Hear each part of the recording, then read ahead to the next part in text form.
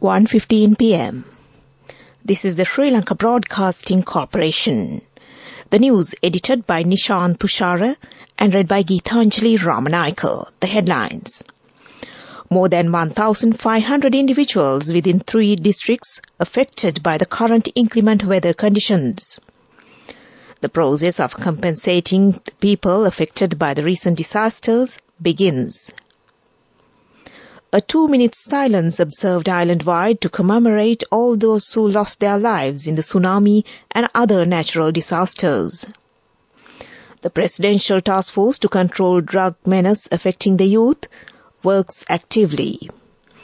International news, former Maldives President Abdullah Yameen sentenced to 11 years in prison for money laundering and bribery. Sports cricket, the second test between South Africa and Australia is now being played at the Melbourne Cricket Ground in Australia.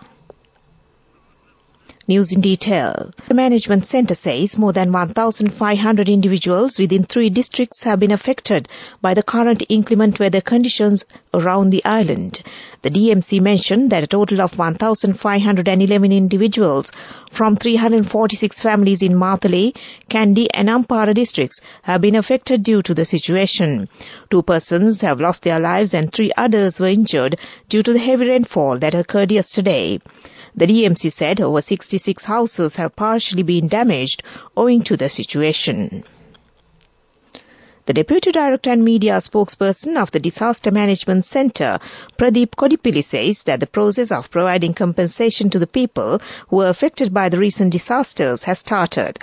Even if the rain is minimal, attention should be paid to the signs of landslides. He said that the approval of the National Building Research Institute should be obtained when constructing new buildings in mountainous areas, and early warning notices issued by the Disaster Management Centre should be relied upon. Mr. Kodipilli added that the public participation in the disaster drills conducted by the centre is essential. He said this while commenting at the SLBC Subarathi program. A 2-minute silence was observed island-wide today, the National Safety Day, from 9:25 a.m. to 9:27 a.m., commemorating all those who lost their lives in the 2004 tsunami and other natural disasters in Sri Lanka. Since 2005, the 26th of December has been declared as National Safety Day, and on that day, commemoration events are held as a continuous national event each year. This year too, National Safety Day commemorations have been organized across the island at district level, while the main commemorative event is slated to be held in front of the Paralia Tsunami Memorial in Galle. Meanwhile, the Department of Railways has also organized a special commemoration ceremony at Paralia in memory of the train which was hit by the tsunami disaster. The engine of train number 50, which was hit by tsunami waves in Paralia, has left Maradana railway station this morning, and it will stop at the place where the train was hit by tsunami waves in Paralia. The Bureau of Geological Survey and Mines states that the license issued for the transportation of all building materials will mention the transport route and the police area related to the destination from the 2nd of January 2023. The chairman of the Bureau, Mr. R. Sanjeepan, said this step will be taken under the instructions of Environment Minister Nasir Ahmad. This decision has been taken to prevent the misuse of licenses issued for sand transportation and resulting corruption. This news broadcast comes to you from the Sri Lanka Broadcasting Corporation. The government says that the Presidential Task Force appointed to control the menace of drugs among the youth is working actively. Minister Vijayadasa Rajapaksa states that the Minister of Justice will prepare the necessary legal system for this. The Minister of Education implements several programs to educate the children in this regard. The police headquarters has taken steps to appoint a new officer in charge for the 271 police stations with effect from January 1st next year. Police information sources stated that Sri Lanka Police currently has 609 police stations, out of which 271 OICs have been changed. Meanwhile, 32 OICs have been relieved of their duties. Also, 94 police officers have been promoted as OICs for the first time. In addition, OICs have not been appointed to 9 police stations, and acting OICs are to be appointed until a permanent OIC is appointed for such stations. Meantime, 3 persons have been arrested for obstructing the duties of police officers in Wattala. And that ends local news for now. The main news story is brought to you by Siddhalepa Vedamahatmya. State Minister of Finance Dr. Ranjit Siambalapitiya says that although import restrictions were imposed on 1,465 types of goods due to the severe foreign exchange crisis in the country, the import restrictions on 795 goods have been removed so far. State Minister Siambalapitiya said while easing of restrictions on the import of goods will continue next year, imports on certain goods should be banned completely.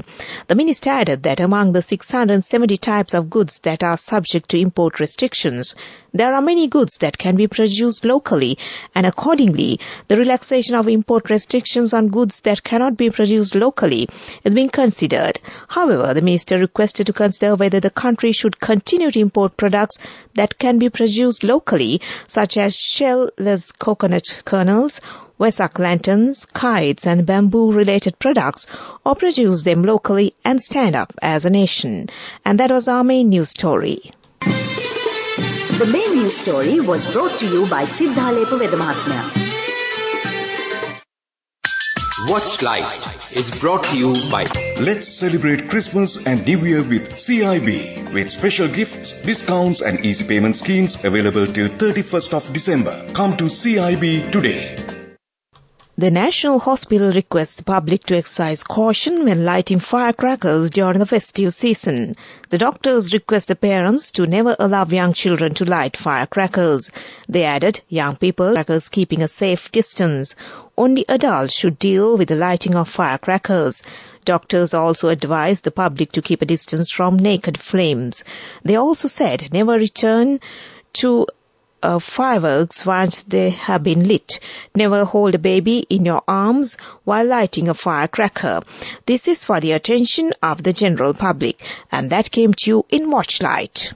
Let's celebrate Christmas and New Year with CIB, with special gifts, discounts and easy payment schemes available till 31st of December. Come to CIB today. World News, brought to you by courtesy of... We give you the strength to rise higher and higher. Never step back, but always march forward. Empowering you to reach greater heights. People's Leasing, the trusted leader. World News headlines. Former Maldives President Abdullah Yameen sentenced to 11 years in prison for money laundering and bribery. German Foreign Minister calls for a strong response from the international community over Taliban's ban on higher education of women in Afghanistan. And China stops publishing daily COVID data. Maldives' former President Abdullah Yameen has been sentenced to 11 years in prison after being found guilty of money laundering and bribery. Yameen was accused of abusing his position and taking $1 million from a private company. Yameen, who lost power in 2018, was sentenced to 5 years in jail and fined $5 million in 2019 for embezzlement in state funds. German Foreign Minister Annalena Baerbock on Sunday called for a strong response from the international community over the Taliban's ban on higher education for women in Afghanistan. Taken to social media, the minister not only condemned the decision of the Taliban, but also said that it is unacceptable to see the violation of basic rights and humanitarian principles of the people in the country. China has stopped publishing daily COVID data as leaked documents suggest 25 crore fresh cases in just 20 days. After the zero COVID policy was diluted in the first week of this month, the leaked documents suggest that 24.8 crore people were infected with COVID-19 from December 1st to 20th, or 17.65% of China's population. China's National Health Commission has now decided not to publish daily COVID data amid a massive surge in COVID cases. Back to the headlines of the world news. Former Maldives President Abdullah Yameen sentenced to 11 years in prison for money laundering and bribery. German Foreign Minister calls for a strong response from the international community over Taliban's ban on higher education of women in Afghanistan, and China stops publishing daily COVID data. That ends World News. World News. Brought to you by courtesy of... Amidst all challenges, we will rally around you and advance. In the face of hardships, let's stand strong together. Empowering you to reach greater heights. People's Leasing, the trusted leader. Development News. The development of 44 rural roads in the southern province is in the final stages. Many dilapidated roads will be developed under this project. These development activities will cover 14 local government areas, and that came to you in Development News. Moving on to sports news, the second test match between South Africa and Australia is now being played at Melbourne, Australia. Australia won the toss and decided to field first. Accordingly, South Africa were all out for 189 runs in their first innings. Australia scored 45 runs for 1 wicket in their first innings a short while ago. And that was sports news. The fast way to earn the highest interest, an interest rate of 22% in 4 months. NSB, the safest place for your money. Business News. Sponsored by National Savings Bank, the safest place for your money. On to business news. Samsung Electronics plans to increase a chip production capacity at its largest semiconductor plant next year.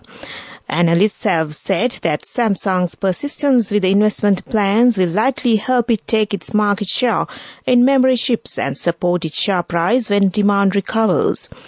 The Seoul Economic Daily reported Samsung plans to expand its P3 factory in Pyeongtaek, South Korea.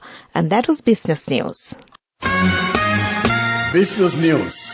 Sponsored by National Savings Bank, the safest place for your money. The fastest way to earn the highest interest, an interest rate of 22% in 4 months. NSB, the safest place for your money. Economic News, courtesy of... For the 5th consecutive year, LOLC is awarded People's Financial Services Brand of the Year at the 2022 Slim Kantar People's Awards. As the People's Financial Services Brand of the Year, LOLC continues to place the customer first, and this has won the hearts, minds and trust of Sri Lankans, with yet another prestigious award as proof of this lasting commitment.